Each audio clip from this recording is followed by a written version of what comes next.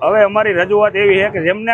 ઘરની જરૂરિયાત છે એ લોકોને પોતાનું મકાન મળ્યું નથી અને જેમને જરૂરિયાત નથી એવા લોકોને સર્વે કર્યા વગર ફ્લેટ ફાળવી દેવામાં આવ્યા છે ને એ લોકો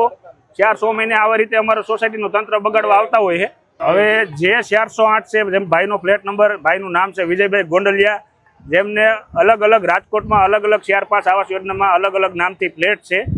અને પરિશ્રમ સોસાયટીમાં પણ એમનો જે 408માં ફ્લેટ આવેલો છે પોતે અહીંયા રહેતા નથી પણ 400 મહિને સોસાયટીનું તંત્ર સોસાયટીનું એસોસિએશનને કોઈ પણ રીતે દબાવી ધમકાવી ખોટા ફરિયાદ કરે છે અને સોસાયટીનું તંત્ર રાજીનામું દઈ અને 784 પરિવાર કઈ રીતે પાણી લીપ અને લાઇટ વગર હેરાન થાય એ ભાઈનો મકસદ હોય। રૂડામાં તો અમે આખું ભાડે રહી એનું લિસ્ટ આપ્યું એના પણ કોઈ પગલાં લેવાના નથી અને આ ભાઈ સાથે અમારે 4 મહિના પહેલાં પણ પોલીસ ફરિયાદ થઈ હતી અને 8 દિવસ પહેલાં પણ થઈ છે। હવે અમે રૂડાએ સીઈઓ સાહેબને મળવાના છીએ અને આ ભાઈને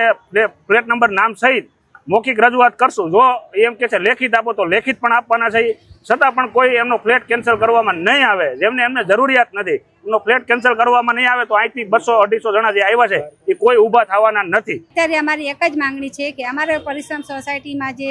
જે વિંગમાં 408માં જે લાભાર્થીનું મકાન પોતાનું નથી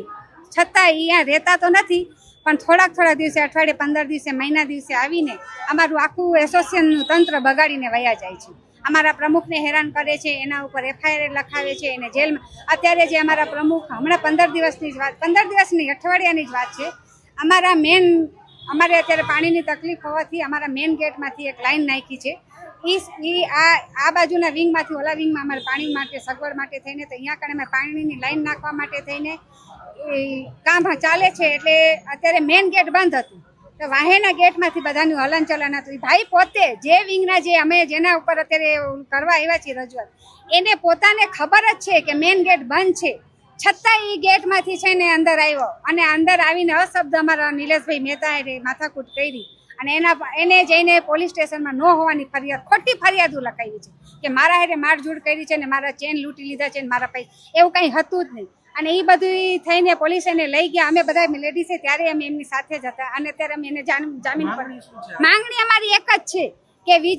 વિજયભાઈ ગોંડલિયાનું 408માં જે મકાન છે એનું મકાન રદ કરાવો એનું નથી છતાં આવીને અમને હેરાન કરે છે। અત્યારે